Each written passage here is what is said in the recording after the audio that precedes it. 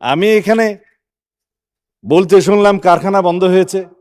আপনারা নিয়ে আসেন তথ্যভিত্তিক, কোথায় কারখানা বন্ধ হয়েছে, কয়টা বন্ধ হয়েছে, গ্যাসের কারণে, বিদ্যুতের কারণে। মানে স্পিকার, বিরোধী দলীয় নেতার কি কোনো এখতিয়ার আছে রাষ্ট্রপতিকে চিঠি দিয়ে সংসদ আহ্বান করার জন্য? নাই।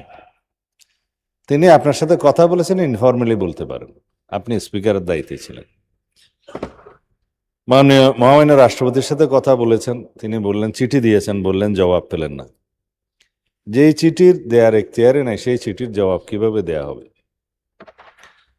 দ্বিতীয় হলো, যে আলোচনাটা তারা এক সপ্তাহ আগে করতে চাইলেন, সেটা এক সপ্তাহ পরে করলে এমন কিছু অসুবিধা হতো না, সেটা আজকে সংসদ শুরু হয়েছে। রাষ্ট্রের অনেক নির্বাহী বিভাগের অনেক কাজ থাকে। ইতিমধ্যে মহামান্য রাষ্ট্রপতির নির্বাচন অনুষ্ঠিত হয়েছে এবং শপথ গ্রহণ হয়েছে।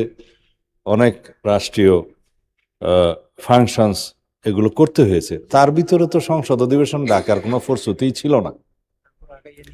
তারপরও রিজনেবলি এগিয়ে নিয়ে এসে আজকে এই সংসদ আহ্বান করা হয়েছে।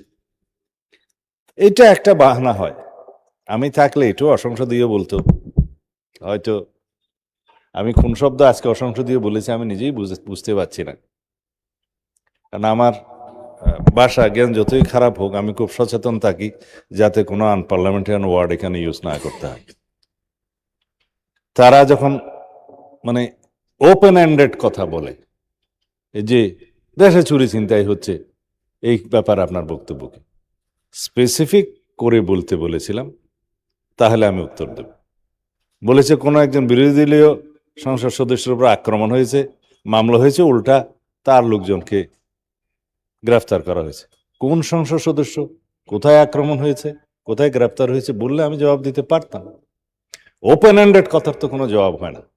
সেই জন্য আমি বলেছিলাম যে জনসভায়, বাইরে, শাহবাগে, গুলিস্তানে অনেক কথা বলা যায়, কিন্তু সংসদে বলতে গেলে সেটা স্পেসিফিক নির্ধারিতভাবে বিধি মোতাবেক বলতে হবে। যাই হোক, আমি একটা স্টেটমেন্ট দিয়েছি বললেন, আমি আজকে কোনো স্টেটমেন্ট দেইনি।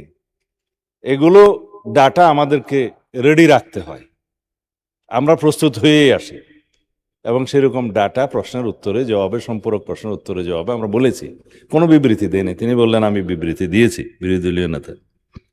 তিনি এই সুযোগে গ্যাস, বিদ্যুৎ, তেল ইত্যাদির কথা বলে গেলেন।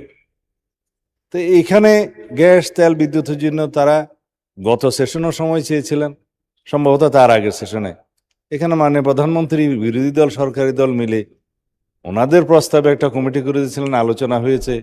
এখানে 1 ঘন্টা ধরে আলোচনা হয়েছে, সমস্যা সমাধানের জন্য তারা সহযোগিতা করবেন বলেছেন। কিন্তু বাইরে মাঠের বক্তৃতা তো অন্য।